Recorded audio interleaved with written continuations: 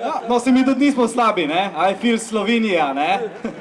Go across Slovenia, buy half year vignette, you feel Slovenia for 6 months, baby!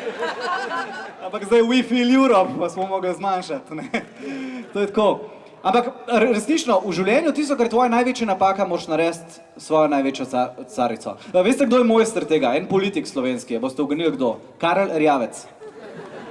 Resno, on je svojo največjo napako, ta njegov mehki V, ne, je naredil v svojo najbolj razpoznavno znamko. In veste, kakšna samozavest to mora biti? Jaz si njega predstavljam v osnovni šoli. On se ni preimenoval v Janez Novak. On je stopil pred cel klas mulcev in rekel: "Dober dan, jaz sem Karel Viktor Erjavec in me prav en kurc briga, če me zafrkavate." In ne, kakšen drug človek bi postal pismonoša.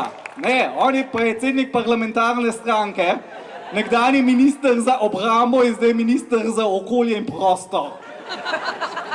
On zikar v pisarni nima fikusa, ampak rododendron, samo da pokaže.